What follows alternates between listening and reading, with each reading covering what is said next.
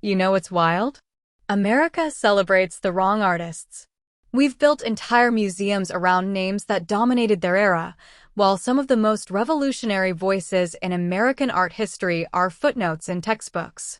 Today, I'm ranking 5 American artists who changed everything but somehow ended up in the shadows.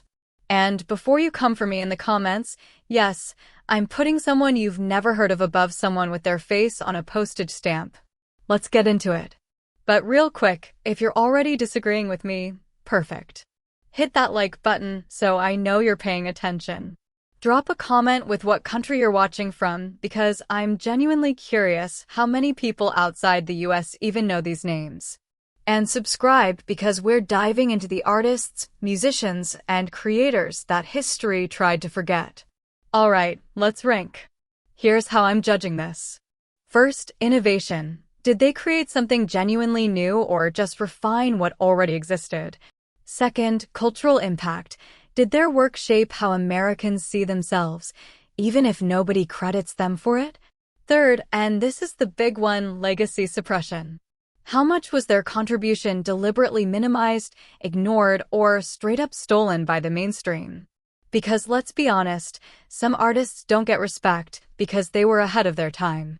Others don't get it because the establishment didn't want to give it to them. I'm weighing all 3 factors here, and that's why this ranking is going to surprise you. Coming in at number 5, Sister Rosetta Tharpe. Now, if you just said who, that's exactly my point. Sister Rosetta Tharpe is the godmother of rock and roll, but somehow Elvis and Chuck Berry get all the credit. In the 1930s and 40s, she was blending gospel with heavy electric guitar, creating a sound that didn't exist yet. Listen to her 1945 track, Strange Things Happening Every Day, and tell me that's not rock and roll. She was playing sold-out shows at stadiums, doing guitar solos in gospel churches, and influencing Little Richard, Johnny Cash, and Jerry Lee Lewis. So why is she at number 5? Because while her innovation was undeniable, her cultural impact got diluted. The music industry in the 1950s wasn't ready to give a black gospel woman credit for inventing rock and roll. By the time rock became mainstream, white male artists had already repackaged her sound and claimed it as their own. That's the tragedy here. She created the blueprint, but the mainstream narrative erased her from the story.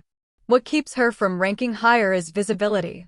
Even today, with a resurgence of interest in forgotten black artists, Sister Rosetta Tharpe is still more of a musician's musician. The general public doesn't know her name the way they should. She deserves her flowers, but the reality is, the cultural amnesia around her work is still too strong for her to crack the top 4. Now, compare that to who's coming next, and you'll see why legacy suppression gets even more insane. Sister Rosetta Tharpe's erasure was about genre theft. But at number 4, we're talking about an artist whose entire movement got rewritten without them. Now, number 4, Jean-Michel Basquiat. Wait, Basquiat at number 4? Isn't he famous? Yes and no. Here's the thing, Basquiat is respected now, but not for the right reasons.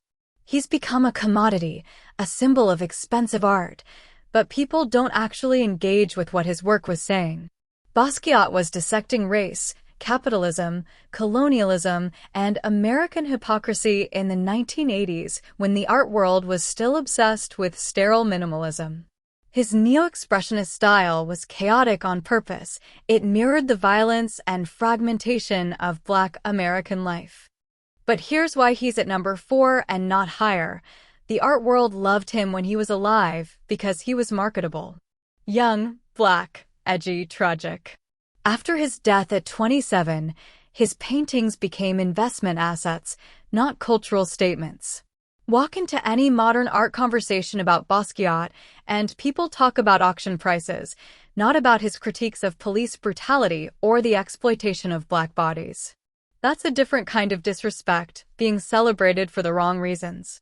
What keeps him from the top 3 is that, despite the erasure of his actual message, Basquiat did achieve mainstream recognition.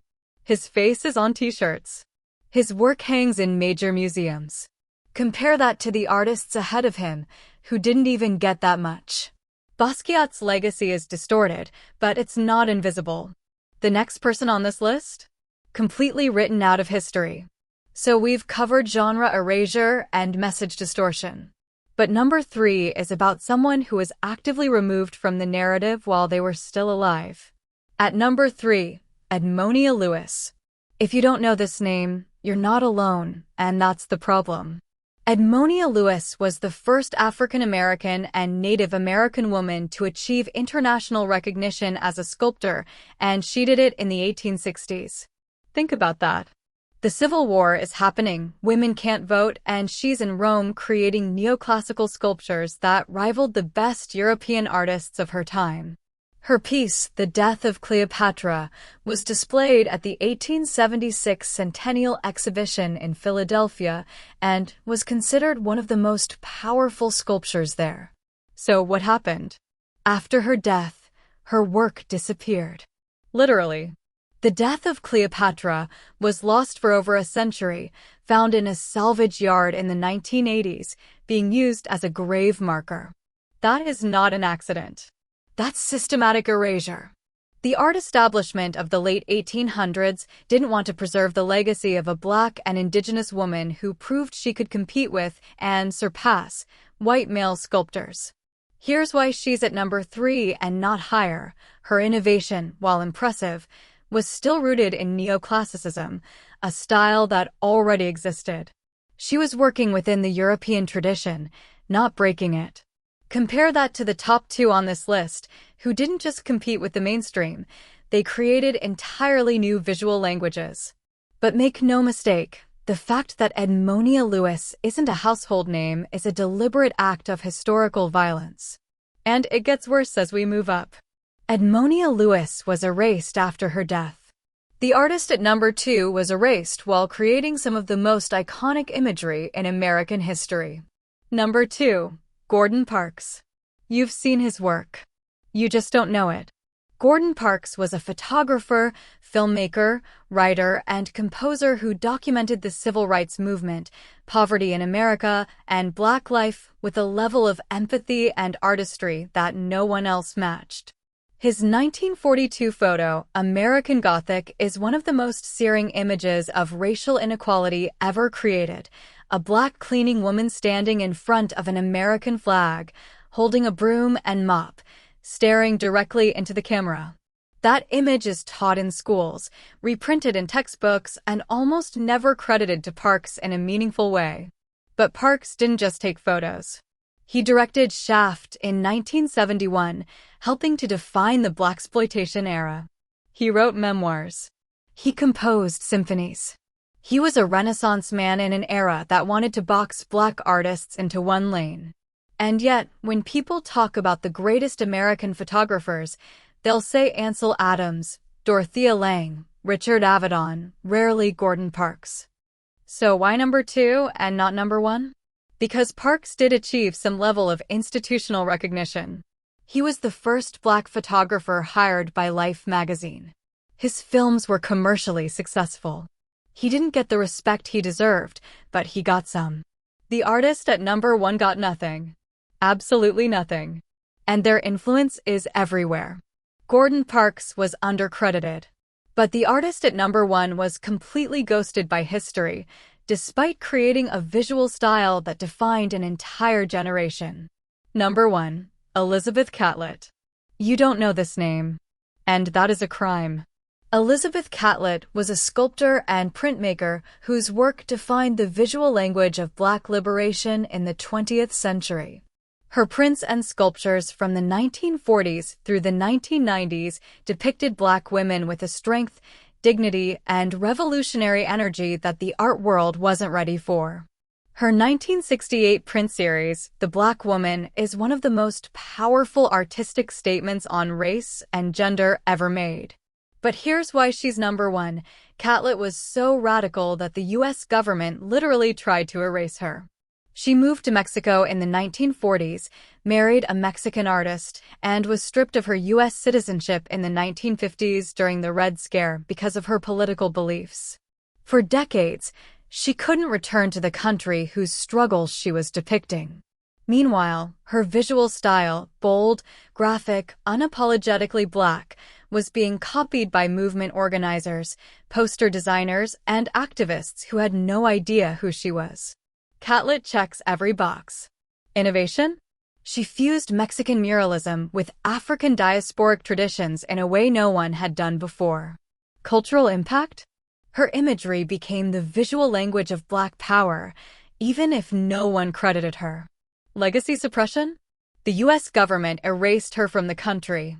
That's the ultimate disrespect. What keeps her from being universally recognized even now is that she worked outside the commercial art world. She wasn't trying to sell to galleries, she was making art for the people. And the establishment never forgave her for that. So there you have it. 5 American artists who shaped culture, innovated their fields, and got buried by history. Sister Rosetta Tharpe at 5 for inventing rock and roll. Basquiat at 4 for having his message commodified. Edmonia Lewis at 3 for being literally thrown away. Gordon Parks at 2 for being undercredited. And Elizabeth Catlett at number 1 for being erased by her own country. Now here's my question for you. Who did I get wrong? Did I rank someone too low? Is there an artist I didn't even mention who deserves to be here? Drop your answer in the comments and let's argue about it. Because these conversations? They're how we start giving these artists the respect they should have had all along.